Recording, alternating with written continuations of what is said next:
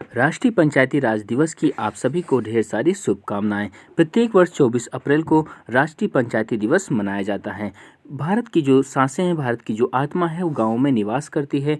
इसीलिए भारत मूल रूप से गाँव में बसता है। गाँव की प्रगति के बिना देश के आगे नहीं बढ़ सकता और पंचायती राज के बिना गाँव प्रगति नहीं कर सकता। ये सपना किसने दिखाया? महात्मा गांधी जी के द्वारा दिखाया गया। और महात्मा गांधी जी अपने शब्दों में बोला क्या? The future of India lies in its village. तो इस क्लास को अंत तक जरूर देखिएगा। आप किसी भी एग्जाम की तैयारी कर रहे हैं, आपके लिए ये क्लास बहुत ही महत्वपूर्ण है, क्योंकि पंचायती राज से क्वेश्चन बना तो इस क्लास से बाहर नहीं होगा। और अंत तक आप रहे तो यहाँ से पक्का है कुछ ना कुछ लेके जाएंगे। और अंत तक रहने पर यदि आपको वीडियो समझ आ जाए, हमारी मेहनत आपके लिए 1% फायदेमंद हो, तो अपने साथी, दोस्तों सभी को शेयर करना जिनके अंदर जुनून है अपने सपने को पूरा करने के लिए। चलते हैं आज की क्लास पर। आज की क्लास का पहला पॉइंट आप सबके सामने ये रहा। पंचायत का वर्तमान स्वरूप 1986 में तत्कालीन प्रधानमंत्री राजीव गांधी द्वारा गठित सिंघवी कमेटी की देन है। मतलब वर्तमान में जो हम पंचायत का स्वरूप देखते हैं, जो तरीके देखते हैं, या पंचायत का रंग रूप जो वर्तमान में है, वो किस कमेटी की देन है? सिंघवी कमेटी की देन है। और किसके द्वारा गठित की गई? 1986 में। तत्कालीन प्रधानमंत्री कौन थे? राजीव गांधी द्वारा यह गठित की। अगला पॉइंट महत्वपूर्ण ये है कि राष्ट्रपिता महात्मा गांधी ने ही भी कहा कि अगर देश के गांवों को खतरा पैदा हुआ तो भारत को खतरा पैदा हो जाएगा। उन्होंने मजबूत और सशक्त गांव का सपना देखा। महात्मा गांधी ने ग्राम स्वराज का विचार दिया। ये क्वेश्चन आपके एग्जाम में बन चुका है पहले, कि पहली बार ग्राम स्वराज का विचार किसके द्वारा दिया गया? तो पहली बार ग्राम स्वराज का विचार जो है महात्मा गांधी के द्वारा दिया गया। बात महात्मा गांधी की हुई। इनका जन्म कब हुआ? 2 अक्टूबर के दिन इनका जन्म दिन मनाया जाता है। और किस रूप में मनाया जाता है? अहिंसा दिवस के रूप में मनाया जाता है। इनकी मृत्यु की बात करें तो 30 जनवरी को, और 30 जनवरी किस रूप में मनाया जाता है? राष्ट्रीय शहीद दिवस या शहीद दिवस के रूप में इसे मनाया जाता है। इनकी समाधि स्थल का नाम क्या है? राजघाट इनके समाधि स्थल का नाम है। ये बात आप याद रखिएगा, क्योंकि ये सभी पॉइंट आपके एग्जाम के बनने के लायक हैं। अगला पॉइंट क्या बनता है महात्मा गांधी संबंधित? ये भारत वापस कब आए? साउथ अफ्रीका से 1915 में आए। और इनके आगमन पर ही 9 जनवरी को प्रवासी दिवस मनाया जाता है। अगला पॉइंट खास क्या बनता है? इनका पहला सत्याग्रह कौन सा था? या ऐसे समझें, इन्होंने किस आंदोलन में भाग लिया पहली बार? तो चंपारण आंदोलन 1917 में इन्होंने भाग लिया पहले आंदोलन में। तो आपको ये सभी पॉइंट याद रखने हैं। इनसे संबंधित बहुत सारे पॉइंट जो आपके एग्जाम में बनते हैं, लेकिन यहाँ पर अभी यहीं पर रोकते हैं। अगले वीडियो में हम महात्मा गांधी से संबंधित सभी पॉइंट कवर करा दिए जाएंगे। आगे आज की खास बातें क्या हैं उस पर बात करते हैं। पंचायती राज मंत्रालय द्वारा 24 अप्रैल को प्रतिवर्ष मनाया जाता है। मतलब कि अगला पॉइंट क्या खास है कि 24 अप्रैल को क्वेश्चन में दे दिया जाएगा आपसे कि प्रत्येक वर्ष 24 अप्रैल को पंचायती राज दिवस मनाया जाता है, लेकिन ये किस मंत्रालय के द्वारा मनाया जाता है? तो पंचायती राज मंत्रालय के द्वारा मनाया जाता है। और पंचायती राज मंत्रालय पहले संविधान में अलग से नहीं था हमारे देश में, बाद में पंचायती राज संस्थान बनाया गया, या इस मंत्रालय को बाद में बनाया गया। कब बनाया गया वो सभी अंत तक रहिएगा। सभी पॉइंट आपको यहीं पर मिलेंगे। अगला महत्वपूर्ण पॉइंट है भारतीय संविधान के 73वें संविधान संशोधन अधिनियम 1992 के तहत ये पारित किया गया। और लागू कब से हुआ? 24 अप्रैल 1993। मतलब कहने का ये हुआ, संविधान में एक संशोधन किया गया। 73वां संविधान संशोधन कब हुआ? अधिनियम कौन सा था? 1992 का। मतलब 1992 अधिनियम के तहत पारित हुआ। और लागू कब से हुआ? 24 अप्रैल 1993 को। इसीलिए 24 अप्रैल को प्रतिवर्ष राष्ट्रीय पंचायत दिवस मनाया जाता है। आपके दिमाग में एक क्वेश्चन यही था कि क्यों मनाया जाता है 24 ही अप्रैल को? क्योंकि 24 अप्रैल 1993 को जो संशोधन किया गया पंचायत से संबंधित, वो 73वां संविधान संशोधन था और लागू 24 अप्रैल को हुआ था। इसीलिए 24 अप्रैल को मनाया जाता है। इसकी मनाए जाने की शुरुआत कब से की गई? तो 2010 से इसकी शुरुआत की गई। और उस समय प्रधानमंत्री कौन थे? डॉक्टर मनमोहन सिंह उस समय प्रधानमंत्री थे। बात संशोधन की आई, संविधान संशोधन।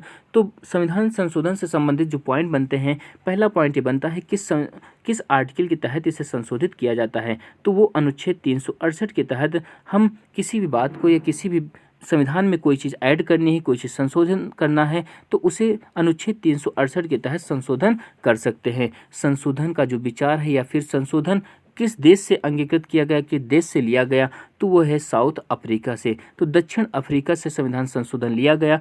अनुच्छेद है 368 का और पूछा जाता है संशोधन का भाग कौन सा है, तो भाग है 20।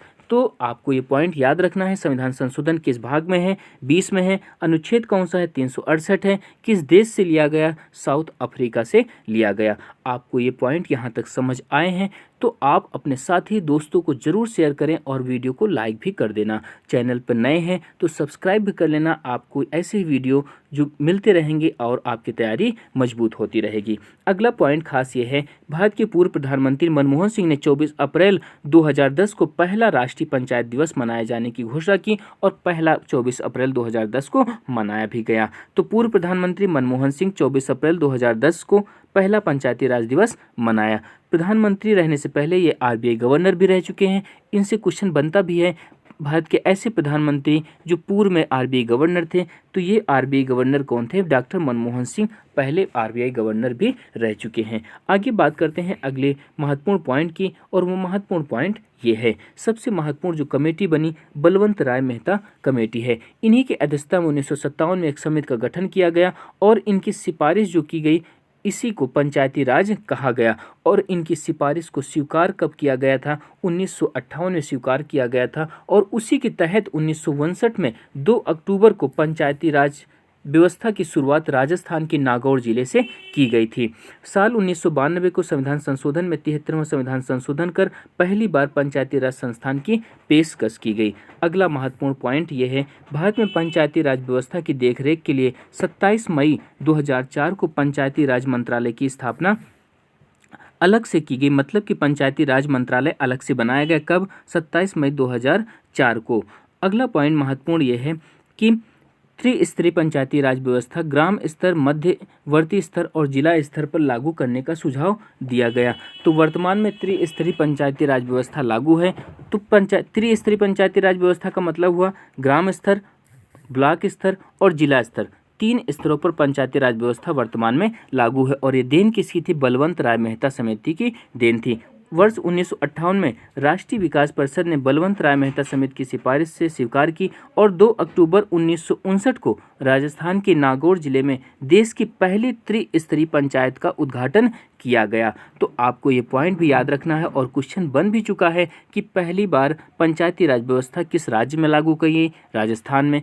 राजस्थान के किस जिले में लागू की गई, नागौर जिले में। कब लागू की गई, 2 अक्टूबर 1959 को लागू की गई। किस स्तर पर लागू की गई, तो त्रिस्तरीय व्यवस्था पर लागू की गई। किस समिति की सिफारिश पर लागू की गई, बलवंत राय मेहता समिति की सिफारिश पर लागू की गई। ये सभी पॉइंट आपके एग्जाम के लिए महत्वपूर्ण है।